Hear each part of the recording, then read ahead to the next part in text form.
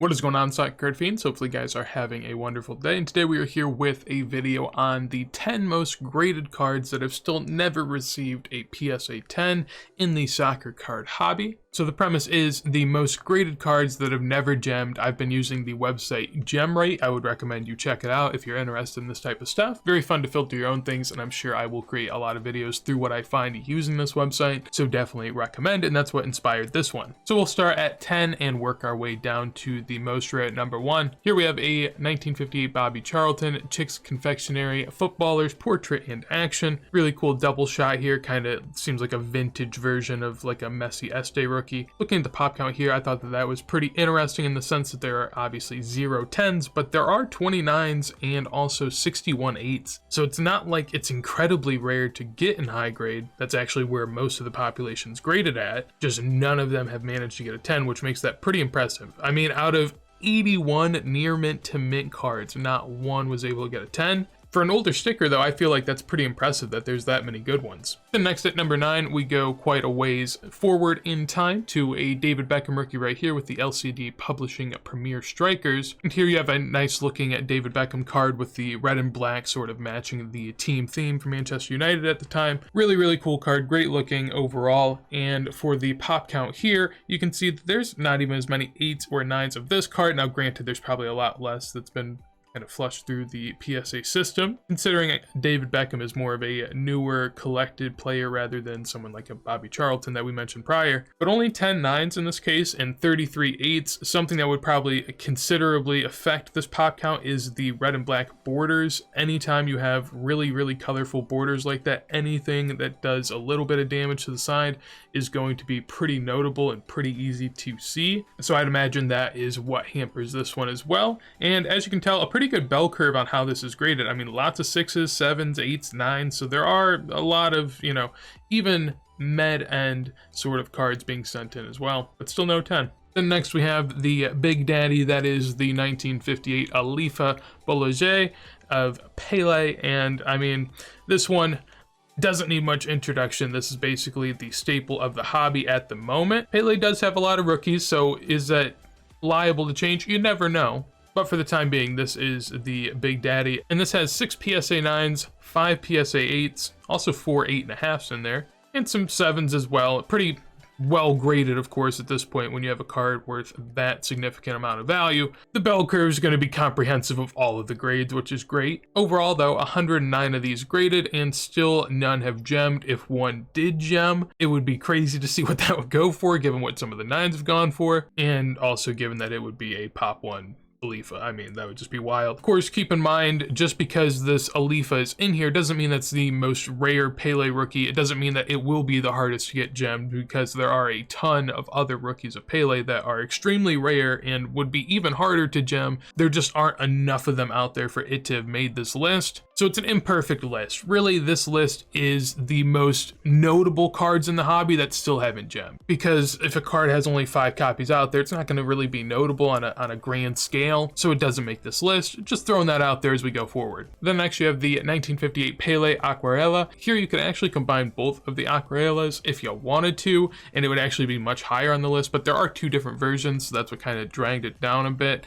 There aren't any in really high grade at all. 0 10s, 0 9s, 0 8s, and then you start to get some around the 7, 6, 5 range, but most of it is in very low to med grade. Given it's a sticker from Brazil from 65 years ago, seems reasonable that not a lot of them did survive in very high grade. And here's a situation where, I mean, hitting a 10 on this card seems improbable given there's no 8s and 9s, so it might be a lot more foreseeable that the Alifa gets a 10 one day rather than the Aquarela, but you never know. Then at number 6, we have the Stanley Matthews Tobacco rookie card. ARDATH, famous footballers.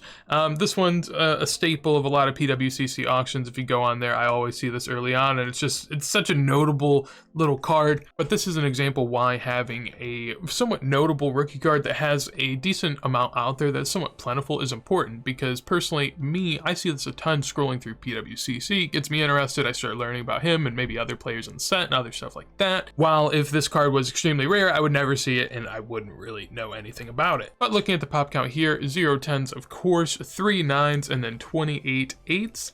So a lot of med to high grades here in the 6 through 8 range, but barely any 9s, and of course 0 10s.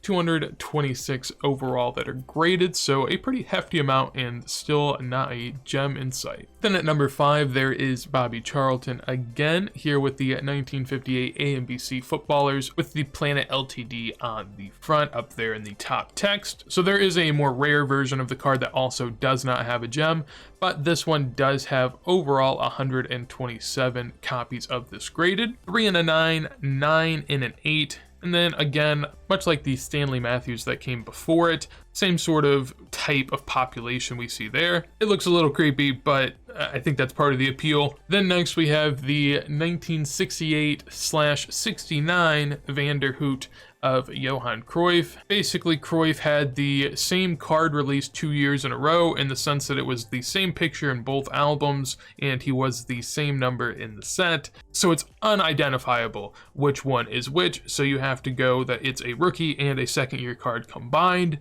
One of the crazier instances that I can recall in terms of, deciding what a player's rookie card is. So that's pretty cool. I think it's fun. And overall, just a really notable card from the Johan Cruyff rookie days and the vintage space in general. Here we have 133 that have been graded, 3 and a 9, 14 and an 8, and 10 and a 7. There's also an incredible amount of low grades that have been graded. This is sort of a weird sticker in the sense that for a while there was barely any high grades, and now there's a lot, which has led people to believe maybe someone's cracked the code on how to remove them from albums, or maybe there's just a ton of them out there that just hadn't been graded up until late. Really into the weeds there with that one and nitpicking, but still really hard to gem, and one of the highest that have been graded and still have not gemmed. Then we have yet another pretty iconic vintage card, I would say, with the 1959 HEINERLE of PELE, where you can see him getting his Air Jordan on there against the keeper. The HEINERLE set from 1959 is pretty coveted within the hobby, and of course having PELE in that is going to make this even more valuable. 139 in total graded for this PELE, none in a 9 as well, and only 1 in an 8. Again, when you get a card that has a lot of color all around the borders, it's going to be very, very hard to leave that unscathed. So naturally, you're going to get a lot of low grades. This is mostly plentiful in the 2 through 4 range of PSA terms. So definitely a really hard one that maybe we will never be seeing gemmed in the future. And then for number 2, we come back to more of the pre-modern era with the R9 of 1995 Panini SUPERCALCIO stickers. Definitely a 90s feel in this card, just a very, very memorable one of Ronaldo right here. Does have white borders, however, still being a sticker, it is going to be a bit tougher to grade, and we can see that given it has not gemmed at all, with 155 graded. There are 12 9s and 34 8s, so they do appear in relatively high grade somewhat often. However, again, none of them have gemmed. And really the bell curve for this lies between the 6 and 9 range, which is pretty nice, and I mean, shows that it gets graded to a good extent, but alas, the 10 eludes everyone that will try for it. And then for the most elusive PSA 10 out there, that is the RAUL 1994 MUNDICROMO. Overall, 215 have been graded, most coming in at a PSA 5, but most lying anywhere from a 5 to an 8. Only 11 9s and still no 10s yet to be graded. Given MUNDICROMO didn't have the best quality control in 1994 and it had to exist for 30 plus years, it's still somewhat common as a card itself, but condition rarity is certainly a thing. But that is going to be it for this video. If you guys enjoyed, make sure to leave a like. In addition to that, if you want to see more videos like this as soon as they go live, make sure to subscribe. Would love to hear your thoughts down below on what you thought of the video. And with that said, hopefully you have a wonderful day and peace.